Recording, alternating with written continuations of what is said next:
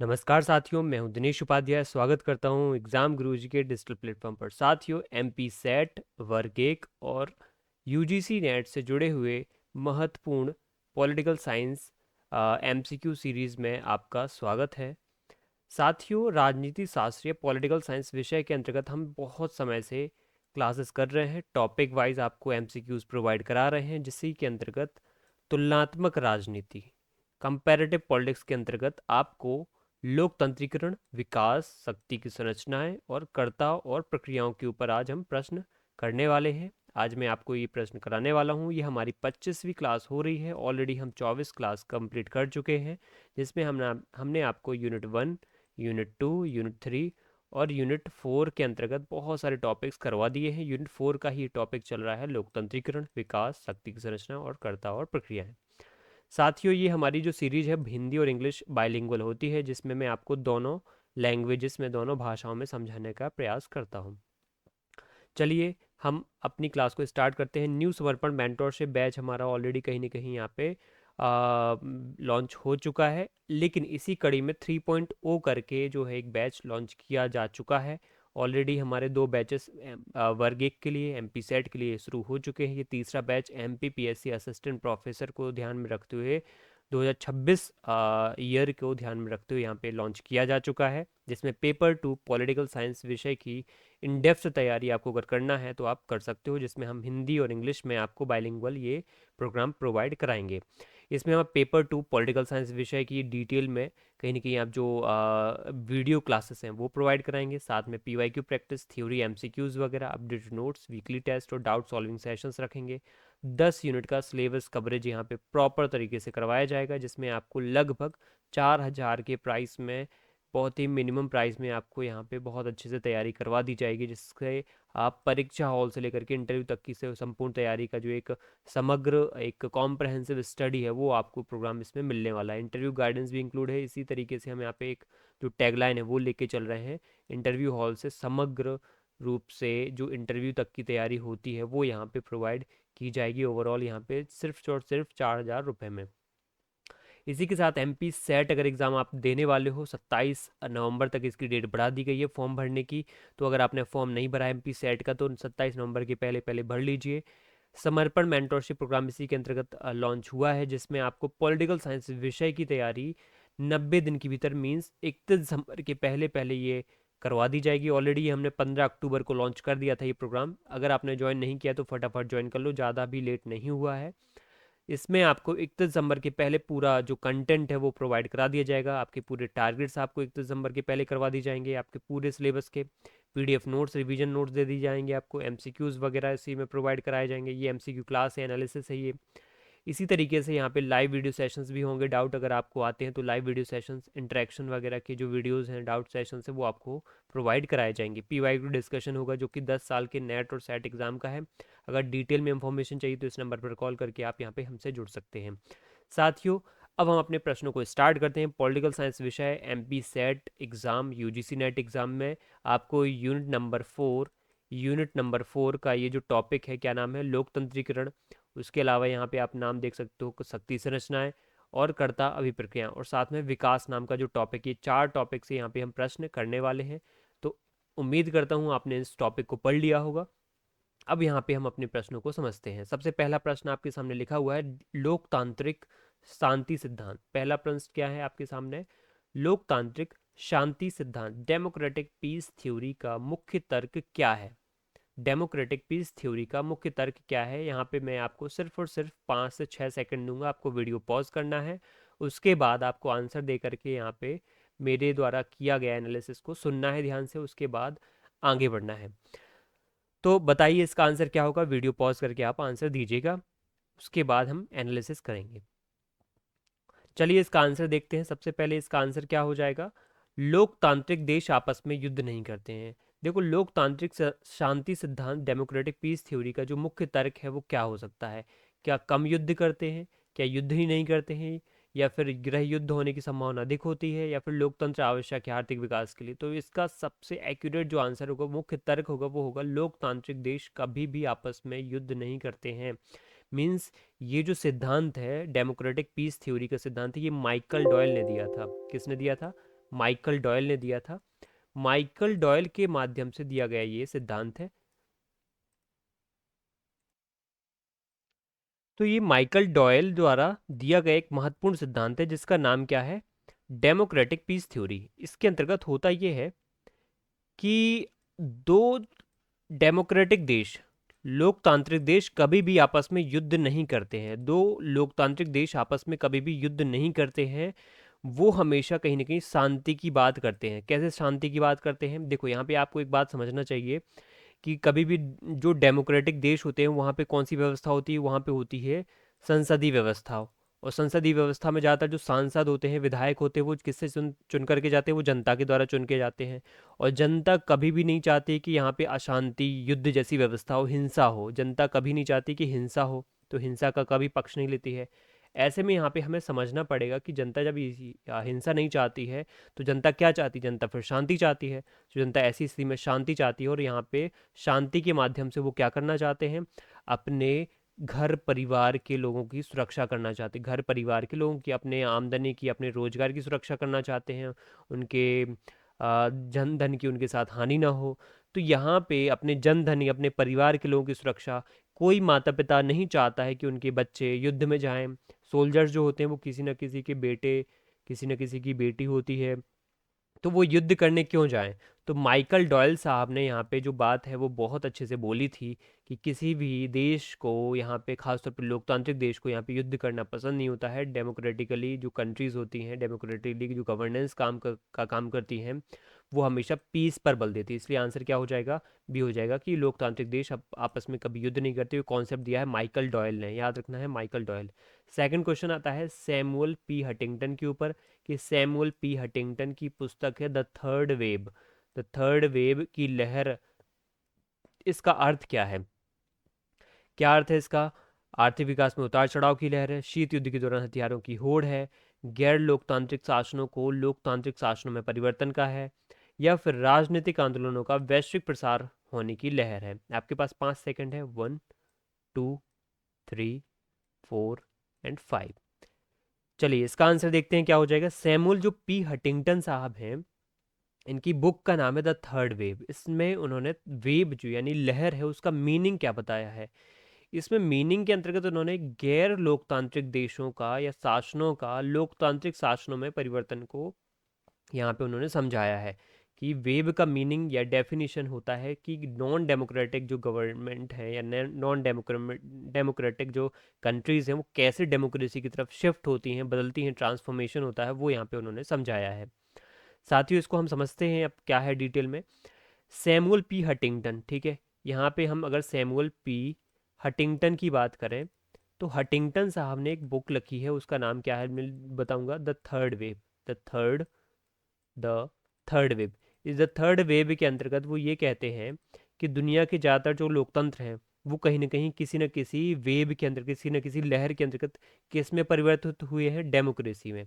अगर हम वहाँ पे बात करें कितनी वेव्स आई हैं डेमोक्रेसी की, तो यहाँ पे पहली वेव, दूसरी वेव और तीसरी वेव के अंतर्गत वो बात बताते हैं कि दुनिया में 3 ऐसी लहरें डेमोक्रेसी की आ चुकी हैं। कितनी वेव्स आ चुकी हैं डेमोक्रेसी की, 3 लहरें, first, second and third. First wave में ज़्यादातर जैसे यूके की बात करें, हम फ्रांस की बात करें, यूएस की बात करें, ये क्या है, डेमोक्रेटिक कंट्रीज़ अपने आप में डेमोक्रेसी के वैल्यूज़ की तरफ कन्वर्ट हुई थी, या डेमोक्रेसी अपने आप में कन्वर्ट, डेमोक्रेसी बनी थी ये। अगर दूसरी वेव में बात करें हम, तो दूसरी वेव में इंडिया जैसे देश, श्रीलंका जैसे देश यहाँ पे कन्वर्ट हुए थे डेमोक्रेटिक कंट्रीज़ में। और थर्ड वेव में जैसे स्पेन, पोर्तुगीज़ वगैरह, पुर्तगाल वगैरह, ये सब देश लैटिन अमेरिकन कंट्रीज़ जो हैं वो यहाँ पे डेमोक्रेसी में कन्वर्ट हुई थी। साथ में यहाँ पे डेमोक्रेसी जो है कुछ देशों में आई, कुछ देशों में जाती भी रही है, ऐसा भी है। कुछ देशों में आई है फर्स्ट वेव में, लेकिन कुछ देशों में चली भी गई, फिर आई है सेकंड वेव में कुछ देशों में, लेकिन थर्ड वेव आने के पहले सेकंड वेव में कुछ देशों में जो आई थी वो भी चली गई, उनका पतन हो गया डेमोक्रेटिक कंट्रीज़ का। जैसे हम अगर ईरान की बात करें, सीरिया की बात करें, तो वहाँ पर डेमोक्रेटिक कंट्रीज़ बनी लेकिन वो ख़त्म हो गई फिर। उसी तरीके से थर्ड वेव में भी कुछ बनी लेकिन वो भी ख़त्म हो गई। तो इस तरीके से ये जो है बदलाव चलता रहा। तो यहाँ पे आंसर हमारा क्या हो जाएगा, C is the correct option. अब आता है थर्ड नंबर का प्रश्न। आधुनिकीकरण सिद्धांत, मॉडर्नाइजेशन थ्योरी के अनुसार लोकतंत्र के सफल होने के लिए क्या पूर्व शर्त आवश्यक है। मजबूत सेना, आधुनिकीकरण, आर्थिक विकास और औद्योगिकरण, एक ही राजनीतिक विचारधारा का होना, औपनिवेशिक इतिहास होना। मॉडर्नाइजेशन होने के लिए क्या सबसे ज़रूरी होता है? मॉडर्नाइजेशन के लिए या मॉडर्नाइजेशन थ्योरी के अंतर्गत लोकतंत्र के सफल होने के लिए यहाँ पे सबसे ज़रूरी क्या होता है? आपके पास 5 सेकंड है, आंसर दीजिए। First, second, third, fourth and fifth.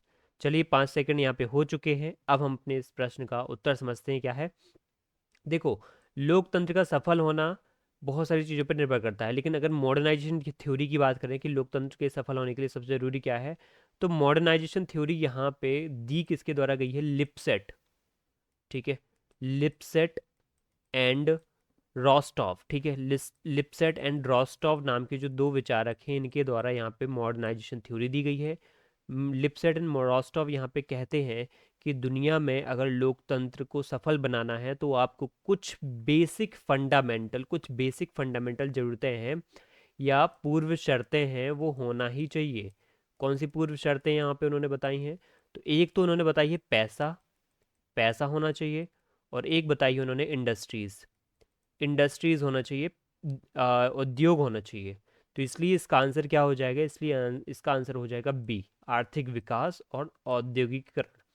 पैसा कब आता है? जब आर्थिक विकास होता है, इंडस्ट्रीज़ औद्योगिकरण ही है।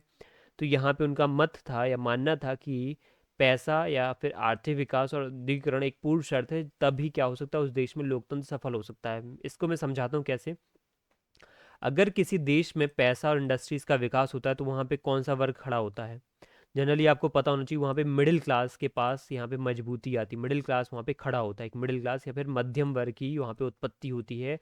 और ये मध्यम वर्ग कभी भी किसी का गुलाम नहीं रहना चाहता, किसी भी तानाशाह, किसी भी सामंत, किसी भी राजा, किसी भी प्रकार के अधिनायकवादी तत्व के सामने सिर झुकाना नहीं चाहता है। ये पढ़ा लिखा होता है मध्यम वर्ग, इसके पास पैसा भी होता है, ये इंडस्ट्रीज़ को समझता है, जानता है। तो ये क्या कोशिश करता है कि शहरीकरण हो, और शहरीकरण में हमारे पास क्या हो? अधिकार हो, राइट्स की बात करता है ये अमीर वर्ग या फिर मध्यम वर्ग जो है। तो यहाँ पे तानाशाही बर्दाश्त नहीं करते, अधिकारों की बात करते हैं, इसलिए गरीबी हटाने की बात भी करते हैं, गरीबी हटाओ। और गरीबी हटाएंगे तो अभी तो क्या होगा? पैसा, आर्थिक विकास, इंडस्ट्रियलाइजेशन ज़्यादा बढ़ेगा। तो ये एक चक्र इस प्रकार से चलता रहता है। इसलिए हम यहाँ पे पॉइंट कहें कि लोकतंत्र आने की संभावना ज़्यादा होती है, क्योंकि वहाँ पे अधिकारों की बात है, वहाँ पे शहरीकरण की बात है। इस तरीके से चीज़ें आगे बढ़ती हैं यहाँ पे। अब चलिए अगले प्रश्न पे चलते हैं। अगला प्रश्न क्या है? प्रश्न नंबर 4, विकास का अविकास। ठीक है, प्रश्न का है विकास का अविकास या फिर डेवलपमेंट ऑफ अंडर डेवलपमेंट की जो अवधारणा है, किस विचारक ने प्रतिपादित की है? डेवलपमेंट ऑफ अंडर डेवलपमेंट की जो अवधारणा है, किस विचारक ने प्रतिपादित की है? डब्ल्यू डब्ल्यू रॉस्टॉव ने, आंद्र गुंदर फ्रैंक ने, मैक्स वेबर ने, या फिर अमर्त्य सेन ने? आपके पास 5 सेकंड है, इसका आंसर दीजिए, फिर उसके बाद बताइएगा। समझिएगा इसका एनालिसिस अब। 1, 2, 3, 4, 5। देखो, अगर आप विकास का अविकास या डेवलपमेंट ऑफ अंडर डेवलपमेंट के कॉन्सेप्ट की बात करोगे, तो ये जो कॉन्सेप्ट है ये किसने दिया है? कॉन्सेप्ट दिया है यहाँ पे आंद्र गुंदर फ्रैंक। इसलिए आंसर क्या हो जाएगा? बी हो जाएगा। आंसर क्या हो जाएगा? बी हो जाएगा, आंद्र गुंदेर फ्रैंक। ये आंद्र गुंदेर या आंद्र गुंडेर फ्रैंक जो है यहाँ पे बात करते हैं कौन सी? ये बात करते हैं एक निर्भरता के सिद्धांत की। निर्भरता सिद्धांत, आपने एक इनका निर्भरता सिद्धांत पढ़ा होगा, डिपेंडेंसी थ्योरी। इस डिपेंडेंसी थ्योरी में आपको एक बात बहुत अच्छे से देखने को मिलेगी, वो है कौन सी? कि कुछ देश हैं, वो कौन से देश हैं वो हम समझेंगे। कुछ बड़े विकसित देशों के क्या हैं? गुलाम होते हैं, या फिर उनके क्या ही ना कहीं उनके ऊपर उनके मोहताज होते हैं। विकसित देशों के क्या होते हैं?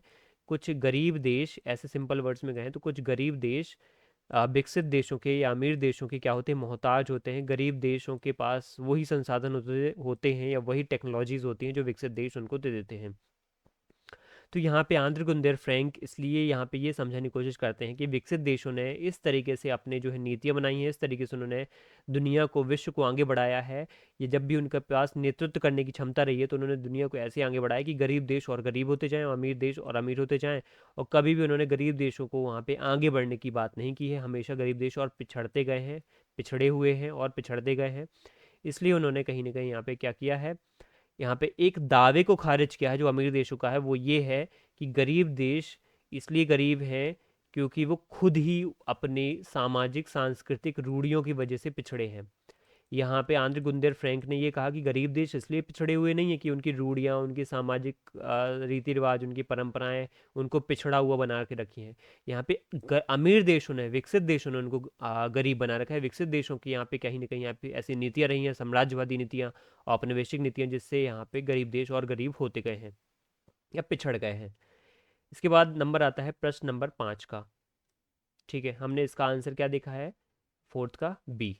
इसके बाद प्रश्न नंबर 5, फिफ्थ नंबर है, मैनुअल वॉलस्टीन ने विश्व व्यवस्था सिद्धांत, वर्ल्ड सिस्टम थ्योरी में निम्नलिखित में से कौन सा श्रेणी यहाँ पे शामिल नहीं किया है उन्होंने। विश्व व्यवस्था सिद्धांत के अंतर्गत कौन सी श्रेणी इसमें शामिल नहीं होती है? कोर नहीं होती है क्या, अर्ध परिधि नहीं होती क्या, परिधि, या फिर चतुर्थ विश्व नहीं होता है शामिल? तो यहाँ पे आपको एक सिद्धांत पता होना चाहिए मैनुअल वॉलस्टीन का, वो है वर्ल्ड सिस्टम थ्योरी। क्या नाम है? World system theory. और किसने दिया है? इमैनुअल वॉलस्टीन ने दिया है। क्या दिया है इसमें? उन्होंने ये बताया है कि दुनिया में ज़्यादातर जो है पूरी दुनिया को उन्होंने एक बात बोली है कि वर्ल्ड जो सिस्टम थ्योरी के अंतर्गत पूरी दुनिया जो है वो एक अपने आप में क्या बन चुकी है, एक पूंजीवादी बाजार बन चुकी है। क्या बन चुकी है? पूंजीवादी बाजार। और ये पूंजीवादी बाजार, अब आप समझ सकते हो पूंजीवादी बाजार किस पे फोकस करता है। पूंजीवादी बाजार हमेशा प्रॉफिट पे फोकस करता है, उसको बस प्रॉफिट चाहिए, उसको बस लाभ चाहिए, कहीं से लाभ हो रहा हो तो बस उसी दिशा में वो आगे बढ़ेगा। तो ऐसे में क्या हो चुका है, दुनिया अब इस प्रॉफिट के चक्कर में दुनिया 3 हिस्सों में बट गई है। कौन कौन से 3 हिस्सों में बट गई है? अब वो 3 हिस्से होते हैं, एक तो होता है कोर होता है, एक होता है सेमी पेरीफेरी होता है, सेमी पेरीफेरी होता है, और एक होता है पेरीफेरी। ठीक है, ऐसे 3 हिस्सों में बट गई है। अब यहाँ पे जो वॉलस्टीन ने 3 कैटेगरी बताई है, कोर, सेमी पेरीफेरी और पेरीफेरी। चौथा यहाँ पे शामिल जो नहीं है वो हो जाएगा फोर्थ वर्ल्ड, तो ये यहाँ पे शामिल नहीं होगा। यहाँ पे जो प्रश्न पूछा गया था क्या शामिल नहीं है, तो वो फोर्थ वर्ल्ड यहाँ पे शामिल नहीं है। अब हमें समझना है साथियों कि ये जो 3 हिस्से हैं ये होते क्या है। कोर क्या होता है, सेमी पेरीफेरी क्या है, और पेरीफेरी क्या है। हिंदी में इसको कोर ही कहते हैं, सेमी पेरीफेरी को अर्ध परिधि कहते हैं, और पेरीफेरी को परिधि कहते हैं। साथियों जो ये यहाँ पे कोर होता है, ये होते हैं अमीर देश, रिच कंट्रीज, अमीर देश होते हैं। जैसे अमेरिका की बात करें हम, यूएस की बात करें, यूके की बात करें, फ्रांस की बात करें, जर्मनी की बात करें, जापान की बात करें, ये अमीर देशों की बात यहाँ पे होती है कोर में। सेमी पेरीफेरी होते हैं गरीब देश, या थोड़ा सा अर्ध गरीब देश, या फिर थोड़े से मध्यम गरीब देश, मध्यम गरीब बोलेंगे इनको। और सबसे गरीब होते हैं पेरीफेरी के, सबसे गरीब होते हैं पेरीफेरी के। तो यहाँ पे होता ये है कि जो मध्यम गरीब देश हैं वो सबसे गरीब देशों का शोषण करते हैं, और अमीर देश मध्यम का गरीब का भी शोषण करते हैं और सबसे गरीब देशों का भी शोषण करते हैं। सेमी पेरीफेरी वाले देश ऐसे हो जाते हैं जो जिनको यहाँ पे सबसे गरीब देशों का शोषण करने का मौका मिल जाता है। जैसे मैं यहाँ पे एग्जांपल के तौर पर रखूँ, कोर में वो देश आ जाएंगे जैसे US, UK, France, Germany, Japan वगैरह। सेमी पेरीफेरी में इंडिया, ब्राज़ील जैसे देश आ जाएंगे, India, Brazil, Argentina, south Africa जैसे देश आ जाएंगे। पेरीफेरी में सूडान, चाड, कॉन्गो, ये सब देश आपको देखने को मिल जाएंगे। तो ये यहाँ पे क्या है, बहुत ही बुरी स्थिति में है, पिछड़ी हुई स्थिति में है, तो ज़्यादा ही क्या है, शोषित स्थिति में है। तो चतुर्थ वर्ल्ड यहाँ पे या फिर फोर्थ वर्ल्ड की बात यहाँ पे वॉलस्टीन ने नहीं की है। प्रश्न नंबर 6, लोह नियम का अल्पतंत्र, आयरन लॉ ऑफ ओलिगार्की का सिद्धांत किसने दिया और किस संगठन पर लागू होता है? कार्ल मार्क्स राज्य पर, रॉबर्ट मिशेल्स राजनीतिक दलों पर, वैक्स वेबर नौकरशाही पर, सी राइट मिल्स यहाँ पे सेना पर। क्या हो जाएगा इसका आंसर? देखो अगर हम डिटेल में समझें यहाँ पे कि जो ये लॉ नियम का अल्पतंत्र है ये किसके द्वारा दिया गया है और किस संगठन पर लागू होता है, तो हम इजीली यहाँ पे बता सकते हैं लॉ नियम का अल्पतंत्र किसके द्वारा दिया गया है। 5 सेकंड है आपके पास, बताइए इसका आंसर, कमेंट में बताइए। First, second, third, fourth and fifth. 5 second यहाँ पे आपके पास टाइम रहता है, उसके बाद मैं आपको आंसर बताता हूँ, एनालिसिस करता हूँ। देखो 6 नंबर का जो प्रश्न है उसका उत्तर क्या हो जाएगा, बी उसका उत्तर हो जाएगा। ठीक है, आपको पता होना चाहिए लौह नियम का अल्पतंत्र का जो ये सिद्धांत है ये दिया था रॉबर्ट मिशेल्स ने, और किस कॉन्टेक्स्ट में, राजनीतिक दलों यानी पॉलिटिकल पार्टीज के ऊपर।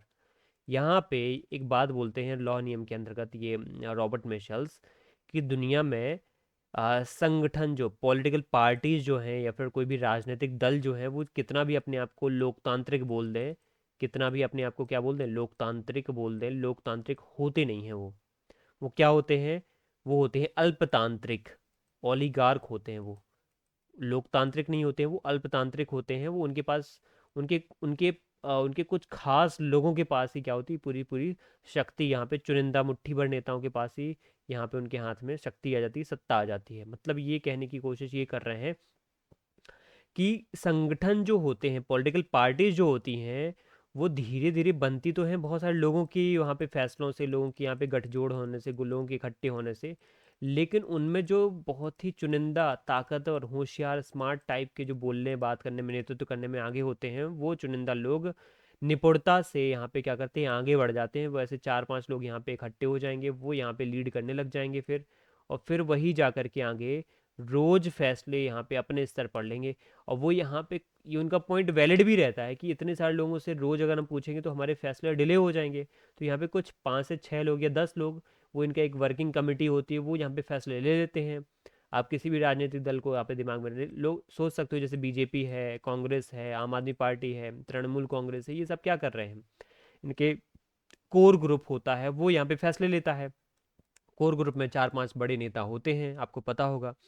तो ये कोर ग्रुप क्या करते हैं, ये धीरे धीरे नेता जो हैं, यही जो लोग नॉर्मल लोग थे, यही इन्हीं में से एक्सपर्ट बने हुए नेता होते हैं, और ये क्या करते हैं, अल्टीमेट यहाँ पे फैसला करते हैं। अब बात ये हो जाती है कि अंतिम रूप से ये अपनी कुर्सी नहीं छोड़ना चाहते हैं। अब कुर्सी नहीं छोड़ना चाहते हैं तो यहाँ पे क्या हो जाता है, वही लोग आगे जा करके क्या करते हैं, अल्टीमेटली बड़े बड़े नेता बनेंगे, मंत्री बनेंगे, विधायक बनेंगे, सांसद बनेंगे। तो ये नेता मंत्री प्रधानमंत्री तक पे जाने का जो मौका है, सिर्फ इन्हीं के पास सीमित रह जाता है। और यही लोग अल्टीमेटली जब एक बार चुनाव जीत करके सरकार बना लेते हैं, तो यही फिर देश का भविष्य, देश का रास्ता, देश का पाथ तय करते हैं। तो देश लोकतांत्रिक ना होकर के अल्पतांत्रिक बन के रह जाता है, कुछ चुनिंदा लोगों के हाथों में, कुछ अल्पतंत्र, कुछ लोगों का शासन यहाँ पे फिक्स हो जाता है। अब इसके बाद हम करेंगे प्रश्न नंबर 7 का उत्तर देखेंगे। सी राइट मिल्स ने अपनी पुस्तक द पावर एलिट में अमेरिका के किन 3 समूहों को सत्ता के केंद्र में बताया है, सत्ता का केंद्र बताया है। अब यहाँ पे सी राइट मिल्स बहुत वहाँ पे बड़े एक बुद्धिजीवी हैं। वो यहाँ पे किसको अमेरिका के 3 समूहों, कौन से अमेरिका के 3 समूह बताते हैं जो सत्ता का केंद्र बने हुए हैं? चर्च, किसान, मजदूर, राजनेता, बुद्धिजीवी, मीडिया, कॉर्पोरेट जगत, राजनीतिक नेता और सैन्य प्रमुख, न्यायपालिका, विधायिका और कार्यपालिका। क्या इसका उत्तर हो जाएगा सी राइट मिल्स के अकॉर्डिंग? 5 सेकेंड है आपके पास। 1, 2, 3, 4, 5। चलिए 5 सेकंड हो गए हैं यहाँ पे पूरे। अब इसका उत्तर देखते हैं यहाँ पे क्या है।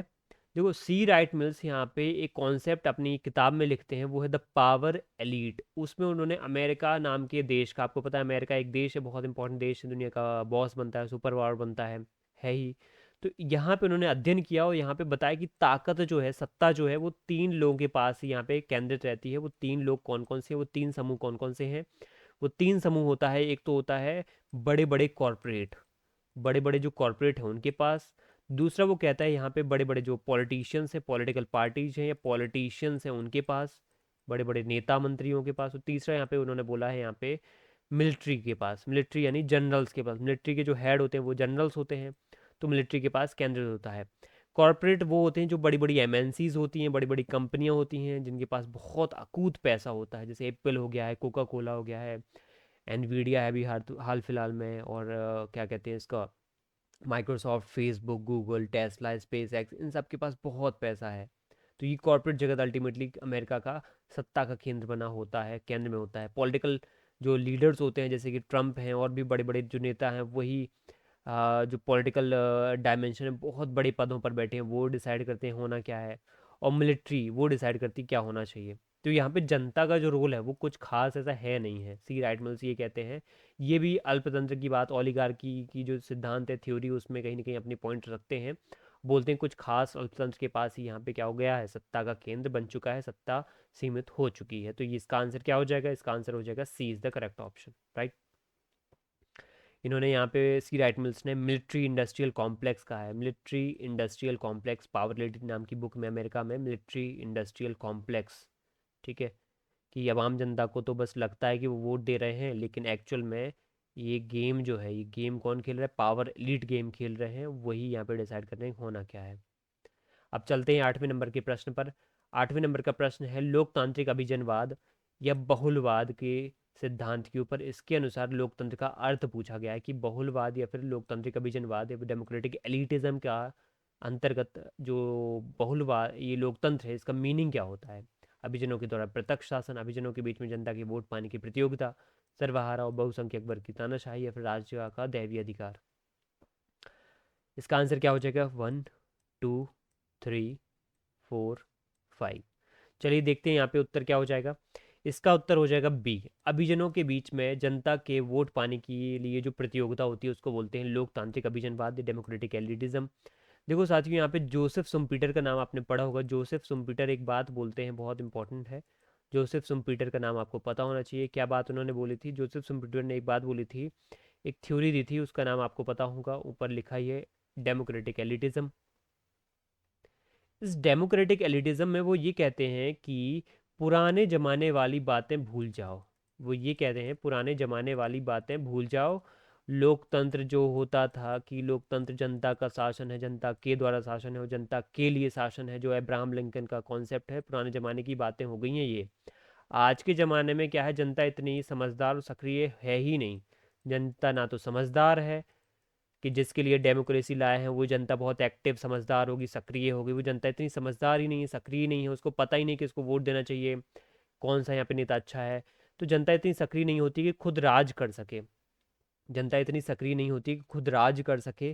फिर होता क्या है यहाँ पे, लोग यहाँ पे होता ये है कि बस लोकतंत्र के नाम पे जनता सिर्फ वोट देने चली जाती है और लोकतंत्र में के नाम पे वोट दे करके आ जाती है। वोट दे करके और वोट दे करके जो नेता चुना जाता है, क्या पता उनकी पसंद का हो या ना हो, आखिर वो उनका नेता बनता है, उनके लिए फैसले लेता है। तो हो ये गया है कि ये कंपनियां के तौर पे खड़ी हो गई हैं पार्टीज़। ये जो पार्टीज़ हैं, पॉलिटिकल पार्टीज़ हैं, ये कंपनियों के तौर पे खड़ी हो गई हैं। इन्होंने अपना प्रोडक्ट रख दिया जनता के सामने एक विधायक के तौर पे कि ये हमारा विधायक है, इसको हमने टिकट दिया है, आपको इसको वोट देना ही पड़ेगा, इसके अदरवाइज़ आपके पास ऑप्शन नहीं है, इसको जिताना ही पड़ेगा। तो ऑप्शंस की कमी है हमारे पास। तो ऐसे में हम क्या है, उसको वोट दे के चले जाते हैं और फिर वहाँ पे हमारा वो रिप्रेजेंटेटिव, हमारा प्रतिनिधि बन जाता है। तो हमें वो पसंद हो या ना हो, फ़र्क नहीं पड़ता। लोकतंत्र के नाम पे यहाँ पे कुछ पॉलिटिकल पार्टीज़ हमें अपने एजेंडे दिखा देती है, अपने नेताओं के रख देती हैं। जैसे कि कोई कंपनी में कोई अगर प्रोडक्ट बेचा जा रहा है, जैसे कोई कंपनी अपना साबुन बेचती है और उसके सामने एक दूसरी कंपनी वो अपना साबुन बेचती है, तो कैसे उनके बीच में एक होड़ मचती है, एक मार्केट की तरीके से होड़ मचती है, प्रतियोगिता मचती है वो वोट अपने सामान को बेचने के लिए। वैसे ही यहाँ पे अलग अलग जो पार्टीज़ हैं, पॉलिटिकल पार्टीज़ कंपनियों की भांति क्या करती हैं, वोट पाने के लिए यहाँ पे क्या करती हैं, एक दूसरी पार्टी से लड़ती हैं अपने एजेंडे बेचने के लिए, अपने विचारधारा बेचने के लिए, अपने जो भी है रेवड़ी कल्चर के माध्यम से अपने अपने जो अलग अलग वादे हैं उनको बेचने के लिए वो क्या करती हैं, कंपटीशन करती हैं। 5 साल के लिए चुनाव लड़ती हैं, 5 साल बैठती हैं कुर्सी पर, उसके बाद फिर से वही क्रम चलता रहता है। तो ये प्रक्रिया चलती रहती है। इसलिए यहाँ पे ये जो जोसेफ सुम्पीटर हैं वो प्रक्रियात्मक लोकतंत्र भी यहाँ पे बोलते हैं। एक वर्ड आपको पता होना चाहिए, प्रक्रियात्मक लोकतंत्र। ये वर्ड भी आपको पता होना चाहिए। जोसेफ सुम्पीटर ने प्रक्रियात्मक लोकतंत्र नाम की बात भी या नाम की संज्ञा भी यहाँ पे दी है इस प्रकार के डेमोक्रेटिक एलिटिज्म को या बहुलवाद को।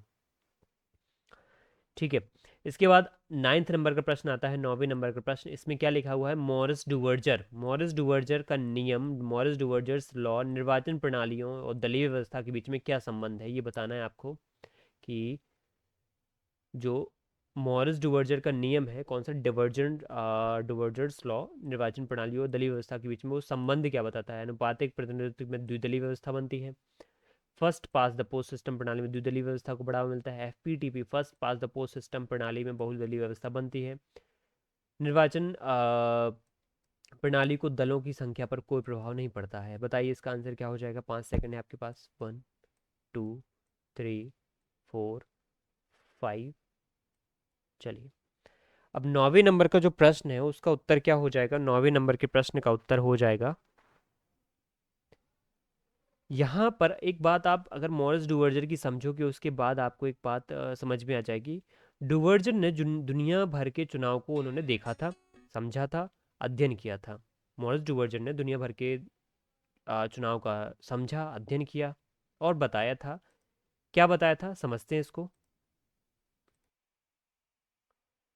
तो यहाँ पर डुवर्जर साहब ये कहने की कोशिश करते हैं कि दुनिया भर के जो चुनाव हो रहे हैं, यहाँ पर एक कॉमन सी चीज़ ये देखने को मिल रही है। दुनिया भर के ज़्यादातर चुनाव कहाँ देखने को मिलते हैं। पहली बात तो ये कि दुनिया भर में जहाँ पे चुनाव वहीं देखने को मिल रहे हैं जहाँ पे डेमोक्रेसी है। तो डुवर्जर साहब ये कह रहे हैं कि जहाँ पे डेमोक्रेसी है वहाँ पर हमें क्या मिल रहे हैं, चुनाव देखने को मिल रहे हैं। और चुनाव कैसे हो रहे हैं, चुनाव हो रहे हैं ज़्यादातर एफपीटीपी सिस्टम से। एफपीटीपी क्या होता है, first pass the post system. First pass the post system means ये होता है कि जिसको जितने ज़्यादा वोट वही चुनाव जीतेगा। जैसे अगर हम 100 वोट की बात करें, 100 वोट डले हैं और 4 प्रत्याशी खड़े हैं, ए बी सी और डी। इन 4 प्रत्याशियों में एक को 40 मिल गए हैं वोट, एक को 30 मिले हैं, एक को 20 मिले हैं और एक को 10 मिले हैं। अब आपके हिसाब से देखो, वोट तो सबको मिल गए हैं और पूरे 40 वोट यहाँ पे बट भी गए हैं, 100 वोट बट भी गए हैं। जीतेगा कौन, यहाँ पे ए जीतेगा। लेकिन यहाँ पे ये देखो कि ए वाला जो व्यक्ति है इसको नापसंद कितनों ने किया है, 60 लोगों ने इसको नापसंद किया है। पसंद जरूर इसको 40 ने किया है, सबसे आगे है ये, लेकिन 60 लोगों ने नापसंद किया है। तो एफपीटीपी सिस्टम के को इसी तरीके से क्रिटिसाइज़ किया जाता है। ये ज़रूर ठीक है, डेमोक्रेटिक कंट्रीज़ में वैलिड है, बट ये कहीं ना कहीं गलत तरीके से यहाँ पे आगे बढ़ती है। अब इसमें डुवर्जर साहब ये समझाने की कोशिश करते हैं कि यहाँ पे द्विदलीय व्यवस्था कैसे यहाँ पे पैदा हो जाती है। वो ये कहते हैं, इसका आंसर जो हो जाएगा बी हो जाएगा। First pass the post system में द्विदलीय व्यवस्था को बढ़ावा ये मिलता है कि first pass the post system में ज़्यादातर चुनाव वही पार्टीज जीतती हैं जो ज़्यादातर क्या होती हैं, जो ज़्यादा लाइमलाइट में होती हैं। क्या होता है एक्चुअल में, जो पार्टीज ज़्यादा ताकतवर हैं, ज़्यादा चुनाव जीतती रहती हैं, जीतती आती हैं, उन्होंने बहुत 2-3 क्रम के जो है चुनाव जीत लिए हैं पिछले। तो यहाँ पे क्या होता है, ज़्यादातर लोग, जो जनता है वो ये सोचती है कि क्यों अपना वोट बर्बाद करें किसी छोटी या अन्य या नई पार्टी पर। ऐसा करते हैं, पुरानी पार्टी को दे देते हैं, क्या पता नई पार्टी अगर ये कुछ किए करे ना करे, इससे अच्छा है पुरानी पार्टी ने जो किया है उसी को आगे बढ़ाएगी वो। तो वो कुछ खास एक या दो पार्टियों को क्या करते हैं, वोट देते रहते हैं, दो पार्टियों को वोट देते रहते हैं, इसको बना देंगे, कभी इसको हटा के दूसरी को बना देंगे, दूसरी को हटा के फिर पहली को बना देंगे। तो ऐसे दो पार्टीज यहाँ पे बन जाती हैं और first pass the post system के अंतर्गत यहाँ पे क्या होता है, वहाँ पे वो दो पार्टियाँ ज़्यादा चुनाव में वोट लेकर के आगे निकल जाती हैं। जब उनके पास ज़्यादा संसाधन हो जाते हैं तो फिर वो यहाँ पे अलग अलग तरीके के वायदों से, अलग अलग प्रोमिस करके, मैनिफेस्टो के माध्यम से वो चुनाव आखिर जीत ही जाती हैं किसी न किसी तरीके से। और यहाँ पे वो दुनिया भर में जो ज़्यादातर जो लोकतंत्र हैं वो दो पार्टियों तक सिमट जाते हैं। तो क्या वो दो पार्टी सिस्टम लोकतंत्र के लिए अच्छा है? अगर देखा जाए डुवर्जर के अकॉर्डिंग, वो दो पार्टी सिस्टम एक प्रकार से कहीं ना कहीं सही नहीं है। टू पार्टी सिस्टम पैदा करता है first pass the post system. अगर यहाँ पे डुवर्जर साहब की थोड़ा सा बात आगे समझें तो वो यहाँ पे एक रिप्रेजेंटेशन या फिर प्रोपोर्शनल रिप्रेजेंटेशन का कॉन्सेप्ट भी बोलते हैं कि प्रोपोर्शनल रिप्रेजेंटेशन अगर हो जाएगा तो हाँ, ये दो पार्टी सिस्टम वाला जो कॉन्सेप्ट है वो थोड़ा सा ख़त्म हो जाएगा और फिर यहाँ पे बहुदलीय व्यवस्था आ जाएगी। दो दल ना होकर के बहुदलीय व्यवस्था या मल्टी पार्टी सिस्टम, बहुदलीय व्यवस्था, मल्टी पार्टी सिस्टम व्यवस्था आ जाएगी। तो दो बातें हैं, अगर हमने डेमोक्रेसी में first pass the post system अपनाया तो क्या होगा, द्विदलीय व्यवस्था होगी। अगर हमने डेमोक्रेसी में चुनाव में प्रोपोर्शनल रिप्रेजेंटेशन के कॉन्सेप्ट को अपनाया तो यहाँ पे क्या हो जाएगा, रिप्रेजेंटेटिव यहाँ पे जो व्यवस्था है वो बदलेगी और बहुदलीय व्यवस्था आ जाएगी, क्योंकि अलग अलग दल को जितना जितना वोट परसेंटेज मिलेगा उतना उनका क्या होगा, रिप्रेजेंटेशन होगा। तो ये इंपॉर्टेंस यहाँ पे हो सकती है। इसके बाद चलते हैं अगले 10वें प्रश्न पर। 10वें प्रश्न में क्या लिखा है, गैब्रियल आमंड ने दबाव समूह इंटरेस्ट ग्रुप्स को 4 भागों में बांटा है, इनमें से कौन सा प्रकार दंगों, प्रदर्शनों और अचानक भड़की हिंसा का प्रतिनिधित्व करता है? गैब्रियल आमंड ने दबाव समूहों को 4 भागों में बांट दिया है और कौन सा प्रकार दंगों, प्रदर्शनों, अचानक भड़की हिंसा का प्रतिनिधित्व करता है ये बताना है आपको। क्या संस्थागत, क्या समुदायात्मक, या असमुदायात्मक, या एनोमिक? अब देखो, गैब्रियल आमंड का आप अगर थ्योरी पढ़ोगे तो गैब्रियल आमंड ने यहाँ पे क्या किया है, दबाव समूहों को 3 कैटेगरी या 4 कैटेगरी में बांटा है जनरली।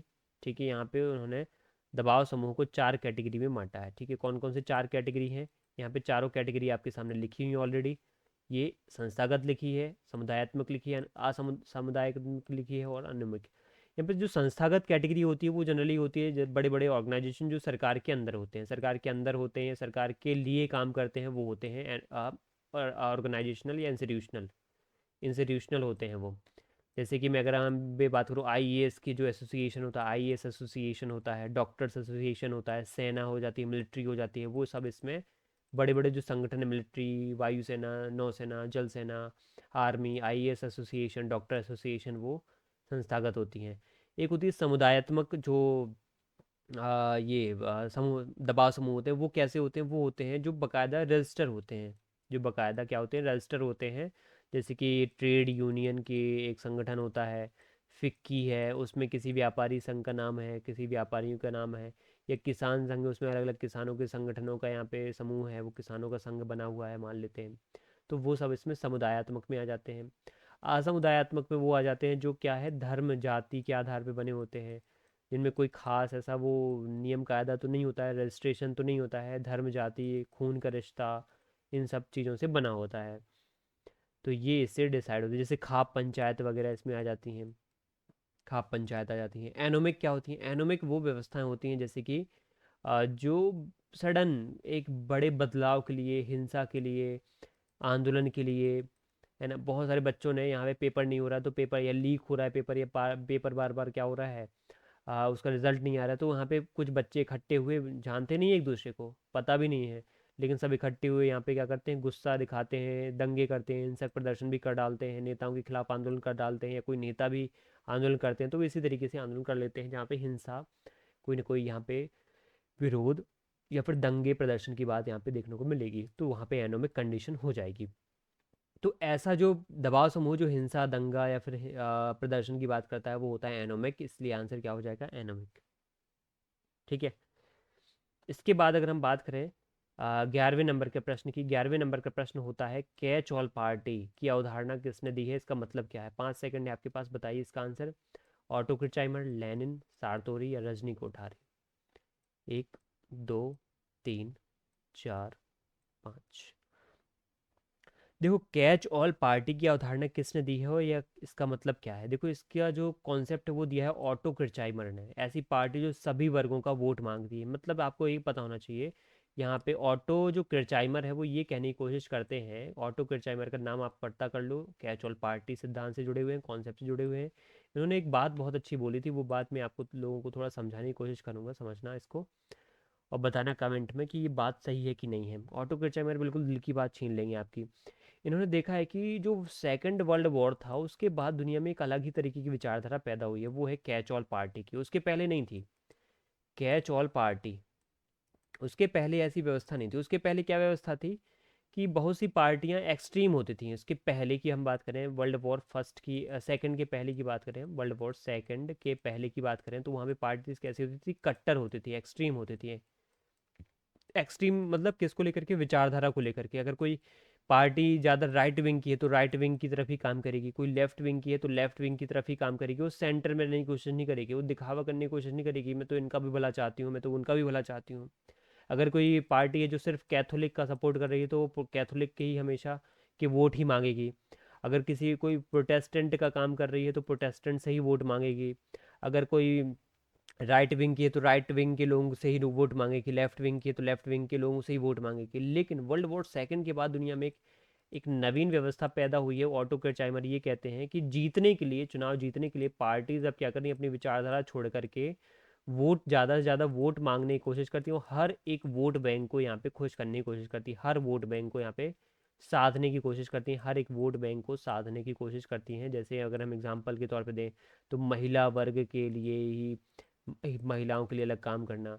फिर अगर वो विचारधारा उनकी थोड़ा सा अलग है, जैसे कि अगर वो विचारधारा उनकी लेफ़्ट वाली है तो, लेकिन लेफ़्ट वाली होने के बावजूद भी थोड़ा सा अपने आप को कैपिटलिस्ट या फिर पूंजीवादी दिखाएंगे, और इससे पूंजीवादियों या फिर जो मार्केट बेस्ड इकोनॉमी को पसंद करते हैं, लिबर्टी को पसंद करते हैं, उनसे भी वो क्या करेंगे, थोड़ा सा घोल मिल रखेंगे, अपने आप को मिला करके रखेंगे, जिससे उनका भी वोट मिल जाए उनको।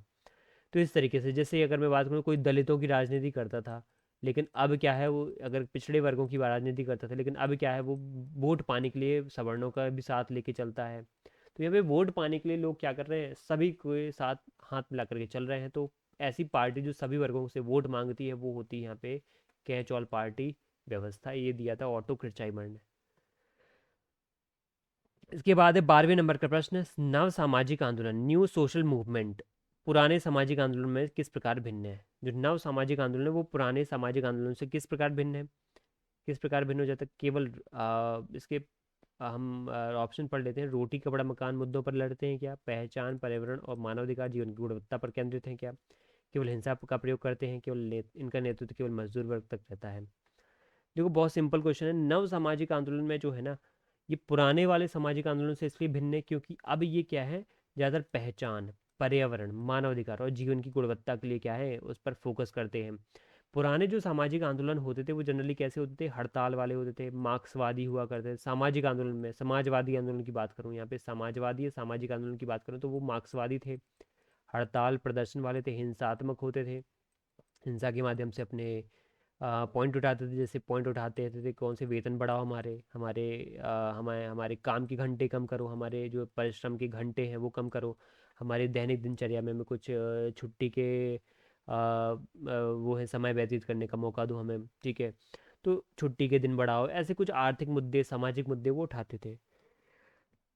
लेकिन अब क्या है, वर्तमान समय के नव सामाजिक आंदोलन क्या है, जैसे कि अब फेमिनिज्म की बात करने लग गए हैं कि महिलाओं को भी उतने ही अधिकार मिलना चाहिए जितने पुरुषों को। फैक्ट्री में अगर महिला भी काम कर रही, पुरुष भी काम करे, तो महिलाओं को भी उतना ही सैलरी मिलना चाहिए जितना पुरुषों को मिल रहा है। Equal pay for equal work, ये बातें आ गई हैं। तो ये बात, पर्यावरण की बात आ गई। अब हमें हमें काम करने के साथ साथ हमें वेंटिलेशन, अच्छा पानी, अच्छा स्वास्थ्य वाली व्यवस्था दो, हमें फर्स्ट एड बॉक्स की व्यवस्था भी दो वहाँ पे काम कर रहे हैं जहाँ पे। तो ऐसे मुद्दे भी उठने लगे हैं, पर्यावरण बचाव की बातें होने लगी हैं यहाँ पे। LGBTQ आपने नाम सुना होगा, कि चलो महिला पुरुषों को मिल रहा है अधिकार, तो यहाँ पे जो LGBTQ कम्युनिटी के हैं उनको क्यों नहीं मिल रहा है, और शांति से रहने का मौका भी मिलना चाहिए। तो ये ऐसे नए नए क्या है, राइट्स के लिए लोग अलग अलग तरीके से लड़ रहे हैं, तो वो नव सामाजिक आंदोलन में हो जाएगा। तो इसका आंसर क्या हो जाएगा, बी आंसर हो जाएगा। पहचान, पर्यावरण, मानवाधिकार और जीवन की गुणवत्ता, इसमें फोकस हो जाएगा।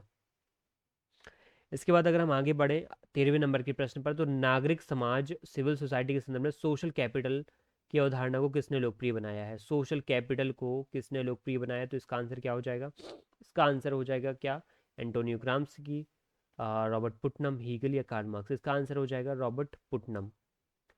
रॉबर्ट पुटनम ने किताब है उनकी बॉलिंग अलोन, किताब क्या नाम क्या है, सोशल कैप, रॉबर्ट पुटनम की किताब का नाम है बॉलिंग अलोन। इस बॉलिंग अलोन में उन्होंने एक बात बोली है, या फिर समझाने की कोशिश की है, क्या समझाने की कोशिश की है, कि सोशल कैपिटल क्या है सोशल कैपिटल, ये सोशल कैपिटल क्या है। तो उन्होंने बताया कि समाज में लोगों के बीच में जो भरोसा होता है, समाज के लोगों में जो भरोसा होता है, एक दूसरे के पीछे विश्वास होता है, सद्भाव होता है, एक दूसरे का सम्मान होता है, यही क्या होता है, यही होता है सोशल नेटवर्क होता है, एक दूसरे के बीच में जो नेटवर्क है, ठीक है। अगर समाज में पड़ोसी है, और पड़ोसी है, कोई कभी कोई ऐसी इमरजेंसी आ जाती है, हम कहीं चले जाते हैं, तो वो पड़ोसी हमारे कुछ चीज़ों को संभाल लेता है। अच्छे पड़ोसी होते तो वो ऐसा कर लेते, तो नेटवर्क ये होती हैं, ये हमारे क्या होते हैं, समाज को आगे बढ़ाने में मददगार होते हैं। तो सोशल कैपिटल है, कोई व्यक्ति जितना अच्छा दुनिया का भरोसा जीत लेता है, आसपास के लोगों का विश्वास जितना बना के रखता है, समाज में अपनी इज्जत बना के रखता है, सम्मान बना के रखता है, नेटवर्क बना के रखता है, उसका उतना ही सोशल कैपिटल ज़्यादा माना जाता है, उसका उतना ही ज़्यादा क्या है, व्यवस्था अच्छी ज़्यादा मानी जाती है। और जो घरों में बिल्कुल कैद रहेंगे, बंद रहेंगे, जो बिल्कुल अपने काम से काम रखेंगे, जिनको किसी से मतलब नहीं है, उनका सोशल कैपिटल क्या होगा, जीरो होगा। और जो आधार इधर उधर कहीं ना कहीं कनेक्टिविटी बना के रखते हैं, इधर उधर जुड़ाव महसूस करते हैं, जुड़ाव बना के रखते हैं, तो उनका सोशल कैपिटल क्या होता है, ज़्यादा होता है। ठीक है, ये कॉन्सेप्ट दिया था रॉबर्ट पुटनम ने। इसके बाद यहाँ पे 14वें नंबर का प्रश्न, राजनीतिक दलों के वर्गीकरण में जियोवानी सार्तोरी, इसने किस प्रणाली को विध्रुवीकृत बहुलवाद, पोलराइज्ड प्लूरलिज्म कहा है। किस प्रकार की प्रणाली को इन्होंने विध्रुवीकृत बहुलवाद या पोलराइज्ड प्लूरलिज्म कहा है। जहाँ बहुत पार्टी हैं, बहुत सारी पार्टियाँ ना हो, बल्कि केवल दो पार्टियाँ हों, जहाँ बहुत सारी पार्टियाँ हों, केवल केंद्र की ओर ना जाकर चरमपंथ की ओर भागे। एक दलीय प्रभुत्व हो, जहाँ पे कांग्रेस सिस्टम जिसको कहते हैं, दल विहीन लोकतंत्र। 1 2 3 4 एंड 5, ये 5 सेकंड आपके हो गए हैं। अब यहाँ पे देखते हैं इसका आंसर क्या हो जाएगा। अगर हम सार्टोरी की बात करें, सार्टोरी ने सिद्धांत कौन सा दिया है, विध्रुवीकृत बहुलवाद। और विध्रुवीकृत बहुलवाद में उन्होंने बात जो बोली है, उन्होंने ये बोला है कि जो पोलराइज्ड प्लूरिज्म है, विध्रुवीकृत बहुलवाद है, या जो ये विचारधारा है, ये व्यवस्था जो है, ये बहुत ही खतरनाक होती है। कैसी होती है, खतरनाक स्थिति है। पहली बात तो इन्होंने नेगेटिव एस्पेक्ट में बोला है। क्यों खतरनाक है, क्योंकि इसमें क्या होती है, बहुत सारी पार्टियाँ होती बहुत, ठीक है। पहली बात तो ये बहुत सारी पार्टियाँ होती हैं, तो बहुत सारी पार्टीज होने की वजह से यहाँ पे क्या होता है, कि आपस में सहमत नहीं होती हैं। वो कोई भी पॉइंट को लेकर दो हो जाएंगे तो तीसरी नहीं होगी, पांच हो जाएंगे तो छठवीं नहीं होगी। मतलब बहुत सारी जब पार्टियां होंगी तो कोई ना कोई किसी न किसी चीज़ को लेकर के असहमत तो होगा ही होगा। बहुत सारे जब लोग होते हैं तो असहमति बहुत होती है। तो अगर कुछ लोग लेफ्ट हैं तो वो कहीं ना कहीं राइट की बातों को नेगेटिव लेंगे, कुछ राइट हैं तो लेफ्ट की बातों को नेगेटिव लेंगे, और कुछ ज़्यादा ही सेंटर में रहते हैं तो सेंटर रहने के कारण वो लेफ़्ट को भी छोड़ देंगे, शायद राइट को भी छोड़ देंगे, ऐसा भी हो सकता है। या राइट वाले जो सेंटर वाले हैं वो लेफ़्ट को भी लेके चलने की कोशिश करेंगे और राइट को भी लेके चलने की कोशिश करेंगे। तो ऐसे में ये होता है कि लेफ़्ट राइट में बढ़ जाने से क्या होता है कि दोनों में दुश्मनी की भावना बढ़ती है, दोनों पार्टीज़ में। और दोनों पार्टीज़ में दुश्मनी बढ़ती है तो ऐसे में सिस्टम टूटने लगता है, सिस्टम बर्बाद होने लगता है, सिस्टम कोलैप्स होने लगता है। ठीक है। तो यही चीज़ अगर विश्व में देखें तो इटली का नाम आता है और जर्मनी का नाम आता है, इटली और जर्मनी। इटली और जर्मनी जैसे देश ये सिस्टम फेलियर की ही का एक पॉइंट है। यहाँ पे विध्रुवीकृत बहुलवाद बहुत पैदा हो गया है। खतरनाक इसलिए हुआ क्योंकि बहुत सारी पार्टीज यहाँ पे बनी, कुछ खास पार्टी लेफ्ट वाली या कुछ राइट वाली पार्टी यहाँ पे इतनी एक्सट्रीम लेवल पे पहुँच गई जिन्होंने क्या कर दिया, इटली और जर्मनी जैसे देशों का विखंडन कर डाला था वर्ल्ड वॉर के टाइम पे। और यही उनके ऊपर कुछ घातक परिणाम डालने वाला रहा था। इसका आंसर क्या हो जाएगा, इसका आंसर क्या हो जाएगा, इसका आंसर हो जाएगा बी, जहाँ बहुत सारी पार्टियां हों और केंद्र की ओर ना जाकर के चरमपंथ की ओर भागती हैं। जैसे अब अगर मैं जर्मनी की बात करूँ तो हिटलर की जो नाजी पार्टी थी वो कितनी चरम की तरफ भाग रही थी, कितना एक्सट्रीम लेवल पे एथनिसिटी के एथनिसिटी को लेकर के वो कितना ज़्यादा एक्सट्रीम लेवल पे थी, रिलीजियस लेवल पे यहाँ पे यहूदियों को कितना वहाँ पे सताने का काम किया उन्होंने। तो ये इसका आंसर हो जाएगा। अब आता है 15वें नंबर का प्रश्न, गैर सरकारी संगठन एनजीओस को अंतर्राष्ट्रीय राजनीति और विकास में अक्सर क्या कहा जाता है। एनजीओस को अंतर्राष्ट्रीय राजनीति और विकास में अक्सर क्या कहा जाता है। इनको कहा जाता है, यहाँ पे महत्वपूर्ण नाम है द्वितीय क्षेत्र, तृतीय क्षेत्र या थर्ड सेक्टर। ठीक है। अब देखो यहाँ पे मुख्य रूप से 3 सेक्टर में समाज को बांटा गया है। ठीक है। समाज जो है, हमारा जो समाज है वो 3 सेक्टर में बटा हुआ है, प्राइमरी सेक्टर, सेकेंडरी सेक्टर और टर्शरी सेक्टर। जो प्राइमरी सेक्टर है वो प्राइमरी सेक्टर का पॉइंट ये होता है जिसमें ज़्यादातर पब्लिक सेक्टर की बातें होती हैं। पब्लिक पब्लिक सेक्टर मतलब होता है जैसे सरकार ही है, सरकार के जुड़े हुए अंग हैं, जैसे बड़े बड़े सरकारी अस्पताल, सरकारी कामकाज के अलग अलग जो सर्विसेज हैं, Indian administrative service, IAS IPS हो गया है। ये करते क्या है, ये प्रथम जो क्षेत्र वाले हैं, ये नियम बनाते हैं, ये नियम बनाते हैं, नियम बनाने का काम करते हैं। और द्वितीय क्षेत्र वाले होते हैं क्या, ये वो आ जाती है, इसमें आ जाती है प्राइवेट सेक्टर के लोग आ जाते हैं। इसमें प्राइवेट सेक्टर के लोग जो उस देश में क्या करते हैं, उस देश में अपना व्यापार बाजार व्यापार वगैरह चलाते हैं और पैसे आर्थिक जो है मुनाफा कमाने की कोशिश करते हैं। तो मुनाफाखोरी में या मुनाफा कमाने में इनका आगे रहता है काम। और थर्ड सेक्टर वाले जो होते हैं वो होते हैं यहाँ पे एनजीओज और सिविल सोसाइटी। एनजीओ और सिविल सोसाइटी जो ना तो कहीं ना कहीं यहाँ पे गवर्नमेंट या पब्लिक सेक्टर या फिर सरकार है, ना तो सरकार है और ना ही ये क्या होते हैं प्राइवेट एंटिटी होते हैं जिनका कोशिश ये होता है प्रॉफिट कमाने का। तो एनजीओ सिविल सोसाइटीज़ कौन होती है, जो बिल्कुल भी प्रॉफिट कमाने पे ध्यान नहीं देती हैं और हमेशा लोगों की सेवा करने, समाज सेवा में लगी रहती है, सेवा करने का भाव ज़्यादा होता है इनके अंदर। तो तृतीय क्षेत्र ही होता है। तो यहाँ पे जो अंतर्राष्ट्रीय संगठन, अंतर्राष्ट्रीय राजनीति में एनजीओ है वो किस कैटेगरी में आएंगे, वो तृतीय क्षेत्र में आ जाएंगे। ठीक है। अगर हम बात करें नॉर्मल सी, तो हमारे देश में बड़े बड़े जो मंत्री हैं, नेता हैं, वो कर क्या रहे हैं, वो हमारे देश में नियम कायदे बना रहे हैं कि हमारे देश में क्या होना चाहिए क्या नहीं होना चाहिए, तो फैसले ले रहे हैं। हमारे देश में जो आर्थिक व्यवस्था है, अर्थव्यवस्था उसको चलाने का काम बाजार कर रहा है। उसके बाद जो एनजीओज हैं, इनका काम ना तो सरकार में बैठ के काम करना है ना बाजार में बैठ के काम करना है, ये अलग रहते हैं। और ये क्या करते हैं, टर्शरी सेक्टर के अंतर्गत लोगों को समाज सेवा का काम करते हैं।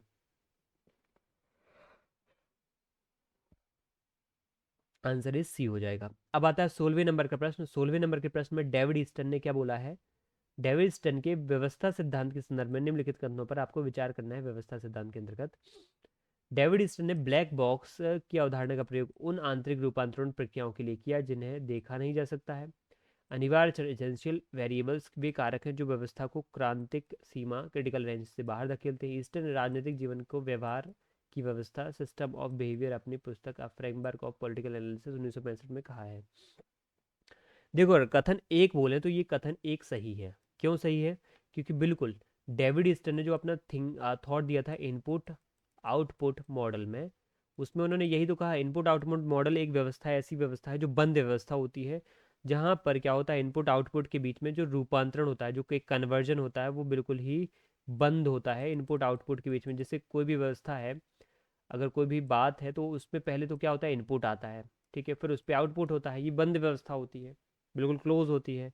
तो इसलिए उनको उसने क्या कहा है, ब्लैक बॉक्स कहा है इसको। क्या कहा है उन्होंने, ब्लैक बॉक्स, क्योंकि बंद रहती तो अंधेरा रहता है, इसलिए इसको ब्लैक बॉक्स कहा जा सकता है। जैसे इसको एग्जांपल के तौर पे ले कि कोई काम है, अब यहाँ पे जनता क्या करती है, उस काम को करवाने के लिए डिमांड रखती है, इनपुट देती है सरकार को, सरकार उस पर क्या काम करती है, काम कर देती है। सरकार जैसे ही उस पर काम करती है तो सरकार ने क्या कर दिया, उस पर आउटपुट दे दिया है। तो इस इनपुट आउटपुट मॉडल को यहाँ पे बंद स्थिति में देखा जाता है, इस वजह से यहाँ पे क्या कहा जाएगा, ब्लैक बॉक्स मॉडल कहा जाएगा, ब्लैक बॉक्स अवधारणा कहा जाएगी यहाँ पे। और सेकंड वाला पॉइंट यहाँ पे क्या हो जाएगा, सेकंड वाला भी सही हो जाएगा, क्योंकि अनिवार्य चर एजेंशियल वेरिएबल्स विकारक होते हैं जो व्यवस्था को क्रांतिक सीमा क्रिटिकल रेंज से बाहर धकेल देते हैं, ये इसमें रहता है। व्यवस्था जब खतरे में पड़ जाती है तो ऐसे यहाँ पे ये क्या करते हैं, बाहर धकेल देते हैं। तीसरे नंबर का जो स्टेटमेंट वो यहाँ पे थोड़ा सा यहाँ पे सही हो जाता, अगर सही हो है ही वैसे तो, थोड़ा सा गलत होने की चांस ज़्यादा थे, लेकिन यहाँ पे सही है। व्यवहार की व्यवस्था, सिस्टम ऑफ बिहेवियर, अपनी पुस्तक फ्रेमवर्क ऑफ पॉलिटिकल एनालिसिस में ये कहते हैं कि जो व्यवहार की व्यवस्था है ना, ये व्यवहार की व्यवस्था है, जो व्यवहार का जो एक system of behaviour, system of behaviour की जो कंडीशन है, अवधारणा है, ये राजनीतिक जीवन को कहीं ना कहीं यहाँ पे इस व्यवहार की व्यवस्था के अंदर कर ढालते हैं, बताते हैं, समझाने की कोशिश करते हैं कि व्यवहार की व्यवस्था ही है अल्टीमेटली क्या, पॉलिटिकल एनालिसिस या फिर राजनीतिक जीवन। ठीक है, इस पुस्तक में उन्होंने समझाया भी इसको। तो आंसर इज डी, तीनों यहाँ पे स्टेटमेंट सही हो जाएंगे। अब बढ़ते हैं आगे अगले प्रश्न पर। प्रश्न नंबर 17, क्या लिखा हुआ है, जोड़िए मिलाना है आपको। एक तरफ विचारक लिखी, एक तरफ अवधारणा लिखी है। 5 ऑप्शन, 5 सेकंड रहेंगे आपके पास, आपको रीड करना है पॉज करके और उसको आंसर देना है। 5 सेकंड देखते हैं होता है यहाँ पे, उसके बाद मैं एनालिसिस बताता हूँ। 1, 2, 3, 4, 5। इसके बाद अब देखते हैं इसका एनालिसिस। ठीक है, सबसे पहले मिलाते हैं इनको। गैब्रियल आमंड, गैब्रियल आमंड ने जो किताब लिखी है वो कौन सी लिखी है, क्राइसिस थ्योरी कैपेबिलिटीज़ के ऊपर, आयरन लॉ ऑफ ओलिगार्की के ऊपर, अथॉरिटेटिव एलोकेशन के ऊपर। गैब्रियल आमंड ने यहाँ पे क्षमता के ऊपर बात लिखी है, क्षमता के ऊपर सिद्धांत दिया है। उसने बोला है यहाँ पे कि राजनीतिक विकास के संकटों में, राजनीतिक विकास के संकटों यानी क्राइसिस में, जैसे पहचान का संकट, वैधता का संकट, पैठ अपना नेटवर्क बनाने का संकट, ठीक है, सॉरी संकट है यहाँ पे, सॉरी दोहन का यहाँ पे संकट की बात यहाँ पे बोल, सॉरी सॉरी सॉरी, मैं संकट यहाँ पे क्राइसिस में पहुँच गया हूँ, संकट के सिद्धांत नहीं, कैपेबिलिटीज़ की बात करना है यहाँ पे, सॉरी ये गलत तरीके से मैंने बोल दिया यहाँ पे पॉइंट। क्राइसिस ना होकर के कैपेबिलिटीज़ की बात करें।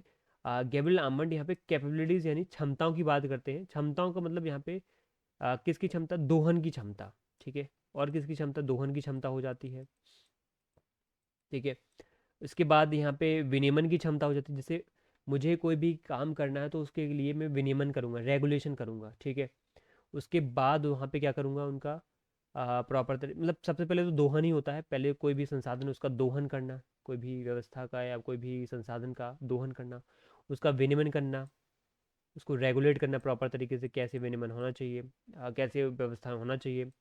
उसका फिर अंतिम रूप से यहाँ पे क्या करना, वितरण करना, यानी डिस्ट्रीब्यूशन करना। उस पे बात यहाँ पे की है गैब्रियल आमंड ने, और इस पे उन्होंने बोला है कि राजनीतिक व्यवस्थाओं की क्षमताएं होती हैं जो यहाँ पे, चाहे वो दोहन की क्षमता हो, विनियमन की क्षमता हो, वितरण की क्षमता हो, ये डिसाइड करती हैं कि राजनीतिक जो व्यवस्था है वो किस दिशा में, राजनीतिक जो व्यवस्था है वो किस दिशा में आगे बढ़ेगी, पॉलिटिकल जो सिस्टम है वो किस तरीके का होगा। उन्होंने क्षमताओं पे आधारित बताया, उसको क्षमताएं पे आधारित होता है वो।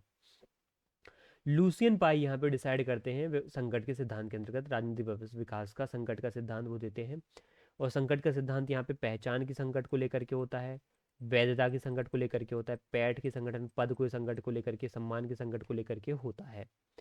रॉबर्ट मिशेल्स जो आप लोगों को पता है, कई बार पढ़ चुके हैं, लो अल्पतंत्र का लो नियम, आयरन लॉ ऑफ ओलिगार्की में आते हैं ये, ठीक है, जिन्होंने लोकतंत्र की आलोचना करके यहाँ पे अल्पतंत्र बता दिया उसको। और डेविड ईस्टन यहाँ पे मूल्यों का आधिकारिक आवंटन, अथॉरिटेटिव एलोकेशन ऑफ वैल्यूज़ की बात करते हैं। ये कथन है इनका कि मूल्यों का आधिकारिक आवंटन राजनीति है, इस तरीके की बातें इन्होंने बोली है। तो डेविड ईस्टन का पॉइंट यहाँ पे ही हो जाएगा। तो ए का यहाँ पे 2, बी का 1, ए का 2, बी का 1, सी का 3, डी का 4, ये ए वाला आंसर हो जाएगा। इसके बाद आमंड और वर्बा द की पुस्तक है द सिविक कल्चर 1963 की, इसके निष्कर्षों के संबंध में कौन निम्नलिखित देशों और उनकी संस्कृतियों के प्रकार का गलत युग में पहचानना है आपको। आमंड और वर्बा, सिडनी वर्बा की पुस्तक के अंतर्गत। देखो यहाँ पे 5 सेकंड है, उसके बाद हम इसको उत्तर देखें। 1, 2, 3, 4, 5। देखते हैं इसका उत्तर क्या हो जाएगा। साथ ही यहाँ पे एक बात आपको समझनी पड़ेगी, जो आमंड और सिडनी वर्बा हैं, ये दो अलग अलग विचारक हैं। इन्होंने एक किताब लिखी है द सिविक कल्चर नाम से, 1963 में है, आई है, ये प्रकाशित हुई है। इसमें उन्होंने यहाँ पे ये समझाने की कोशिश की है, सिविक कल्चर के माध्यम से इन्होंने ये समझाने की कोशिश की है। अब देखो यहाँ पे ये समझाने की कोशिश ये करते हैं कि पहले ऑप्शन देखते हैं। ब्रिटेन सम्मान सूचक, श्रद्धा सूचक नागरिक संस्कृति है। अमेरिका सहभागी नागरिक संस्कृति है। इटली विमुख संस्कृति है। जर्मनी विमुख और आकांक्षापूर्ण संस्कृति। अच्छा, यहाँ पे एक बात और है, गलत युग में बताना है कौन सा यहाँ पे गलत है। ठीक है, तो गलत यहाँ पे अगर देखा जाए तो संस्कृति, देशों और उनकी संस्कृति के प्रकार बताने, जैसे यहाँ पे देश लिखा है, उनकी संस्कृति कैसी है। तो ब्रिटेन की तो बिल्कुल सम्मान सूचक है, श्रद्धा सूचक नागरिक संस्कृति है। देखो ब्रिटेन की बात ये है कि ब्रिटेन हमेशा हमेशा अपने जो व्यवस्था है, अपने जो कानून है, उनको हमेशा सम्मान की नज़र से, श्रद्धा की नज़र से, बहुत ही उनको पालन करने की नज़र से देखता है ब्रिटेन के लोग। वहाँ का कल्चर ही ऐसा। अमेरिका के लोग ज़्यादातर सहभागी और पार्टिसिपेंट कैटेगरी का एक कल्चर लेके चलते हैं। उनका सिविक कल्चर, उनका जो एक नागरिक संस्कृति जो होती है, वो एक कैसी होती है, पार्टिसिपेटरी होती है। इटली में अगर हम बात करें तो विमुख होती है, एलिनेटेड होते हैं। वो लोग क्या होते हैं, व्यवस्था से अपने आप को कटे हुए महसूस करते हैं, व्यवस्था से अपने आप को कटे हुए महसूस करते हैं, ज़्यादा इन्वॉल्व होने की कोशिश नहीं करते हैं वो। जर्मनी का विमुख और आकांक्षापूर्ण संस्कृति नहीं है। जर्मनी के यहाँ पे बात करें तो राजनीतिक निर्लिप्तता का भाव देखा जाता है। ये लोग राजनीतिक रूप से निर्लिप्त होते हैं, बहुत सारी चीज़ों में निर्लिप्त, मतलब राजनीतिक रूप से अपने आप को अलग रखते हैं। हम कहेंगे तो एक यहाँ पे एक डिटैचमेंट की कॉन्सेप्ट यहाँ पे देखा जाता है। डिटैचमेंट अपने आप को रखते हैं, डिटैच करके रखते हैं, तो डिटैचमेंट की व्यवस्था जर्मनी में है। विमुख जो व्यवस्था है, एलिनेटेड व्यवस्था है, वो इटली में है। अमेरिका में सहभागी पार्टिसिपेटरी है। और डिफरेंशियल सिविल कल्चर ब्रिटेन में है। अगर हम जो विमुख वाली आकांक्षापूर्ण संस्कृति की बात करें तो ये विमुख आकांक्षापूर्ण संस्कृति मैक्सिको में देखने को मिलेगी। ये सिडनी वर्बा और यहाँ पे इसके द्वारा बताया गया है, किसके द्वारा, आमंड के द्वारा बताया गया है। तो इसका आंसर क्या हो जाएगा, D is the correct option, क्योंकि यही गलत है। क्योंकि जर्मनी में कौन सी व्यवस्था है, डिटैचमेंट या निर्लिप्तता की व्यवस्था होती है। अब इसके बाद 19वें नंबर का प्रश्न क्या लिखा हुआ है, कथन और कारण। रजनी कोठारी के अनुसार भारत में जाति का राजनीतिकरण हुआ है, ना कि राजनीति का जातिवाद। और भारत की राजनीतिक संस्कृति में आधुनिक और परंपरागत दोनों भाषाओं का मिश्रण पाया जाता है, जिसे मॉरिस जोन्स ने रेखांकित किया है। क्या हो जाएगा इसका आंसर। देखो अगर हम फर्स्ट ए ऑप्शन की बात करें तो रजनी कोठारी ने अपनी पुस्तक है, एक नाम है उसका, caste in Indian politics, caste in Indian politics, caste in Indian politics. इस किताब में उन्होंने तर्क दिया है कि जाति जो है ये राजनीति ने ही जाति को एक नया रूप दिया है। क्या है, राजनीति ने ही क्या किया है, राजनीति ने ही जाति को नया रूप दिया है। इसलिए यहाँ पे ये जो है पहला स्टेटमेंट सही हो जाएगा कि भारत में जाति का राजनीतिकरण हुआ है, ना कि राजनीति का जातिकरण हुआ है। राजनीति में जातिवाद उतना नहीं आया है, लेकिन इस राजनीति जो है ये बहुत ज़्यादा कहीं ना कहीं यहाँ पे जाति से प्रभावित हुई है। राजनीति ने जाति को एक नया ही रूप दे दिया है, ये तर्क दिया है यहाँ पे रजनी कोठारी ने अपनी पुस्तक caste in India, Indian politics, caste in Indian politics. अब ये कारण अब क्या है, कारण है भारत की राजनीति संस्कृति में आधुनिक और परंपरागत दोनों भाषाओं में मिश्रण पाया जाता है, मॉरिस जोन्स ने रेखांकित किया है। बिल्कुल यहाँ पे ये भी सही हो जाएगा कि मॉरिस जोन्स ने भारत की राजनीति को तीन भाषाओं में, तीन प्रकार की यहाँ पे ईडियम्स में बांटा है। जैसे इसको एक प्रकार से हम तीन प्रकार के कौन कौन से हो सकते हैं, आधुनिक हो सकता है, परंपरागत हो सकता है, आधुनिक भाषा, परंपरागत भाषा, और संत सुलभ भाषा, संत सुलभ भाषा। ये तीन प्रकार की भाषाएं यहाँ पे देखने को मिलती हैं। संत सुलभ भाषा मतलब यहाँ पे संतों की वाणी, वैसे कुछ भाषा यहाँ पे उस तरीके से हमने अपने जो भी राजनीतिक व्यवस्था है, भारतीय राजनीति है, उसको तीन भाषाओं में पिरो दिया है। तो आंसर ए यहाँ पे करेक्ट हो जाएगा। ए और and B both are correct and R is the correct explanation of A. इसके बाद है 20वें नंबर का प्रश्न। राज्य के संरचनात्मक मार्क्सवादी, स्ट्रक्चरल मार्क्सिस्ट सिद्धांत के संदर्भ में निम्नलिखित में से कौन सा कथन असत्य है। स्टेटमेंट पढ़िए, उसका आंसर दीजिए।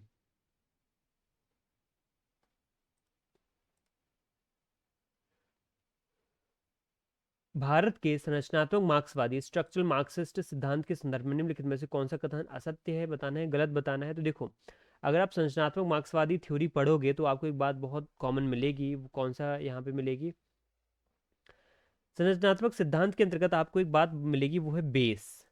ठीक है, संरचनात्मक मार्क्सिस्ट या संरचनात्मक मार्क्सिस्ट की जो बात है वो उसमें मिलेगा, एक बात आपको मिलेगी, वो है बेस। अब बेस से ये बताया कि जो हमारा स्टेट है, हमारा जो राज्य है, वो क्या होता है, आर्थिक आधार। आर्थिक आधार बताया है बेस को। ठीक है, यहाँ पे स्ट्रक्चरल मार्क्सिज्म ने आर्थिक आधार किसको बताया, बेस को बताया है। आर्थिक आधार, इकोनॉमिक बेस, इकोनॉमिक बेसिस पे है ना आर्थिक आधार, इन्होंने बेस भी यहाँ पे इकोनॉमिक बेसिस पे यहाँ पे लिया है।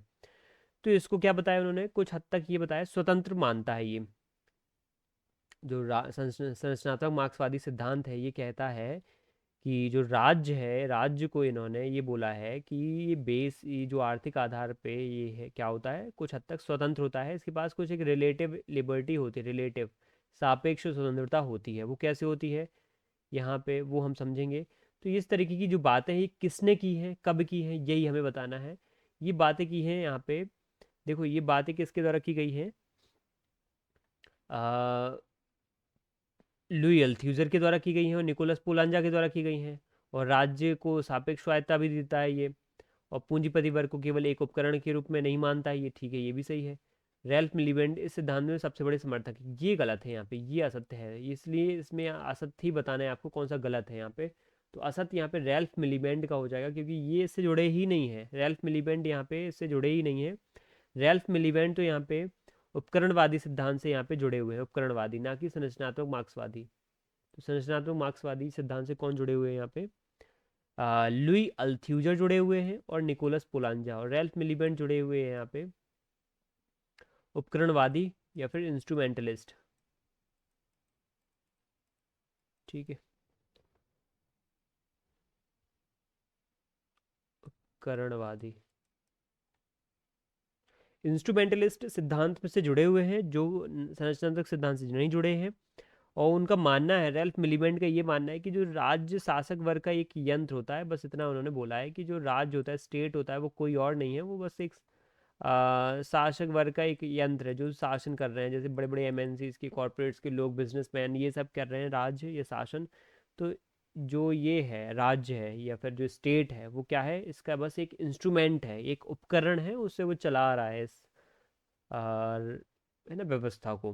तो यहाँ पे आंसर क्या हो जाएगा, D is the correct option. जहाँ पे ये गलत है, असत्य है, वो बताना था, बाकी इसमें तीनों सही है। ठीक है, आप बात समझ गए होंगे। अगर कोई भी डाउट है, कोई भी क्वेरी है, तो आप यहाँ पे पूछ सकते हैं।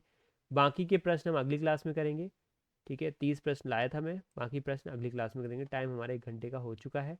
अब देखो, इंपॉर्टेंट इन्फॉर्मेशन ये है कि हमारा न्यू समर्पण 3.0 बैच लॉन्च हो चुका है MPPSC असिस्टेंट प्रोफेसर के लिए। बिल्कुल आपके पास 5 महीने 6 महीने बचे हैं।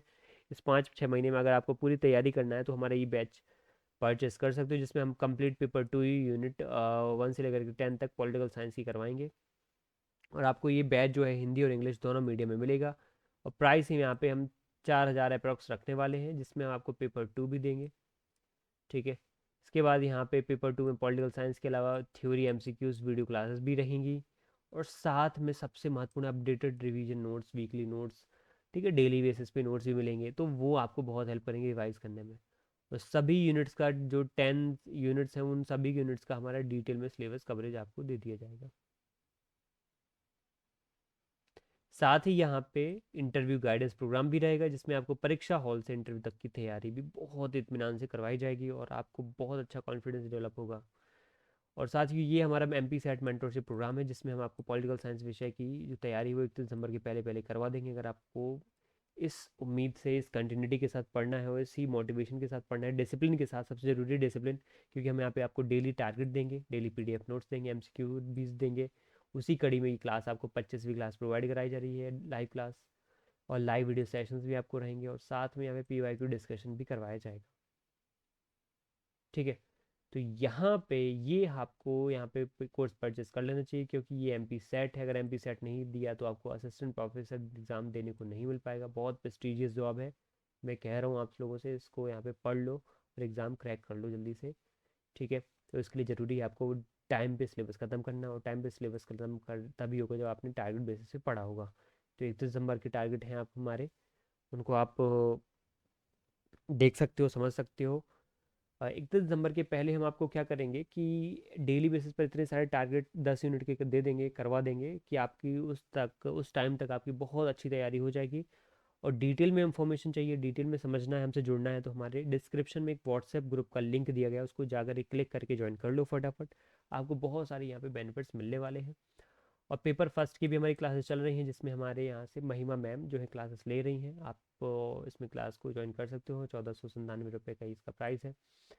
इसको फटाफट ज्वाइन कर लो। और जो एम पी सेट का चल रहा है प्रोग्राम, उसका 996 रुपये का प्राइस रखा गया है, इसको भी फटाफट आप ज्वाइन कर लो। और असिस्टेंट प्रोफेसर का जो प्राइस है वो 3999 का प्राइस रखा है। तो इस बहुत ही कम दाम वाले जो कोर्सेज़ वाली व्यवस्था है, फीचर्स हैं, अलग अलग टीम के माध्यम से जो एक्सपर्टीज़ आपको दी जाएगी, वो बहुत सारे इसमें बेनिफिट्स होने वाले हैं। तो आप इसको फटाफट ज्वाइन कर सकते हो। और फिर यहाँ पे हम अपनी क्लास को एंड करेंगे। थैंक यू आप सभी को, एंड जय हिंद। अगर कोई डाउट क्वेरी है तो आप कमेंट में ज़रूर बताइएगा, हम उसको नेक्स्ट क्लास में सॉल्व कर देंगे। थैंक यू आप सभी को, एंड जय हिंद।